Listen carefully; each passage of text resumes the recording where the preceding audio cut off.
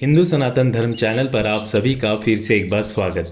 आज हम जानेंगे कमला एकादशी अर्थात परमा एकादशी की व्रत कथा और उसका महात्म्य।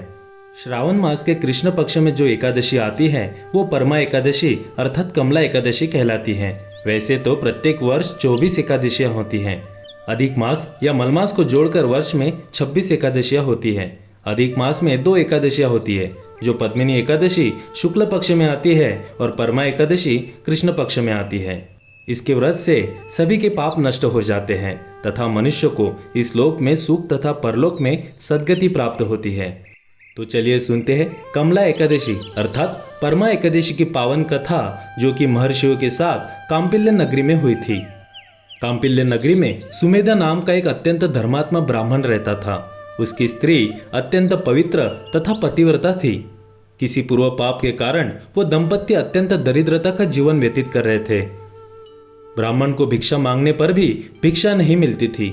उस ब्राह्मण की पत्नी वस्त्रों से रहित होते हुए भी अपनी पति की सेवा करती थी तथा अतिथि को अन्न देकर स्वयं भूखी रह जाती थी और पति से भी कभी किसी वस्तु की मांग नहीं करती थी।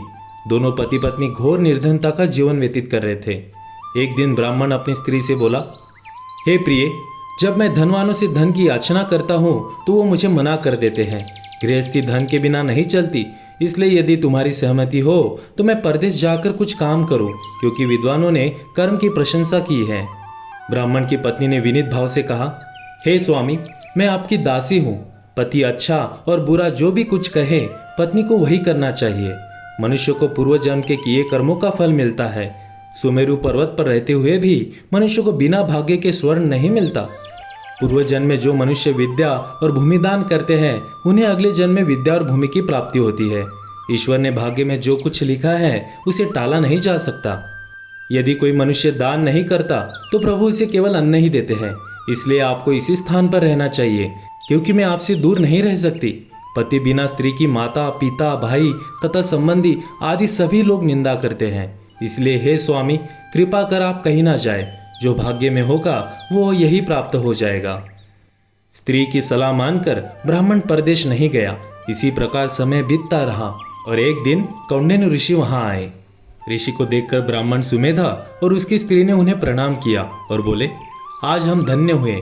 आपके दर्शन से आज हमारा जीवन सफल हुआ। ऋषि को उन्होंने आसन तथा भोजन दिया। भोजन देने के बाद पतिव्रता ब्राह्मणी ने कहा, हे ऋषिवर, कृपा कर आप मुझे दरिद्रता का नाश करने की विधि बताइए। मैंने अपने पति को परदेश में जाकर धन कमाने से रोका है। मेरे भाग्य से आप आ गए हैं। मुझे पूर्ण विश्वास है कि अब मेरी दरिद्रता शीघ्र ही नष्ट हो जाएगी। अतः आप हमारी दरिद्रता नष्ट करने के लिए कोई उपाय बताइए। ब्राह्मणी की बात सुन कौंडिन्य ऋषि बोले, हे ब्राह्मणी, मल मास की कृष्ण पक्ष की परमा एकादशी के व्रत से सभी पाप, दुख और दरिद्रता आदि नष्ट हो जाते हैं। जो मनुष्य इस व्रत को करता है वो धनवान हो जाता है। इस व्रत में नृत्य, गायन आदि सहित रात्रि जागरण करना चाहिए। ये एकादशी धन वैभव देती है तथा पापों का नाश कर उत्तम गति भी प्रदान करने वाली होती है। धनाधिपति कुबेर ने भी इस एकादशी व्रत का पालन किया था, जिससे प्रसन्न होकर भगवान भोलेनाथ ने उन्हें धनाध्यक्ष का पद प्रदान किया था। इसी व्रत के प्रभाव से सत्यवादी राजा हरिश्चंद्र को पुत्र, स्त्री और राज्य की प्राप्ति हुई थी। तत्परांत कौंडिन्य ऋषि ने उन्हें एकादशी के व्रत का समस्त विधान कह सुनाया। ऋषि ने कहा, हे ब्राह्मणी, पंचरात्रि व्रत इससे भी ज्यादा उत्तम है। परमा एकादशी के दिन प्रातःकाल नित्य कर्म से निवृत्त होकर विधान पूर्वक पंचरात्रि व्रत आरंभ करना चाहिए। जो मनुष्य 5 दिन तक निर्जल व्रत करते हैं वो अपने माता पिता और स्त्री सहित स्वर्ग लोक को जाते हैं।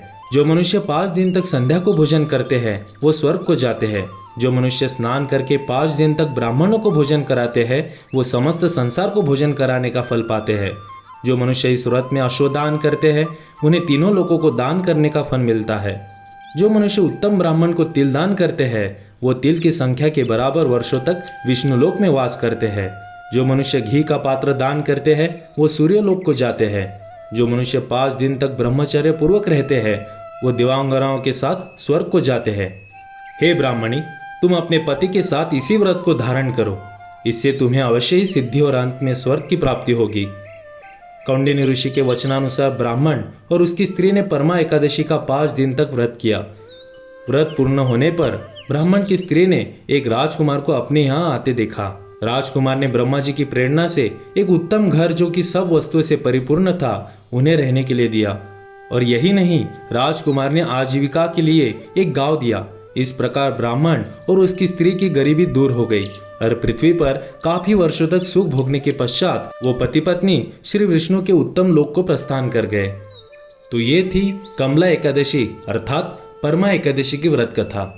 आशा करता हूँ ये वीडियो आप सभी को पसंद आया होगा। अगर आपको ये वीडियो अच्छा लगा हो तो अपने परिवार और अपने दोस्तों के साथ शेयर कीजिए और इस चैनल को सब्सक्राइब कीजिए और जपते रहिए हरे कृष्ण कृष्ण कृष्ण हरे हरे, हरे राम राम राम हरे हरे। इस तरह के वीडियो देखने के लिए और भगवान के बारे में और जानने के लिए इस चैनल को सब्सक्राइब कीजिए और लाइक और शेयर कीजिए। धन्यवाद।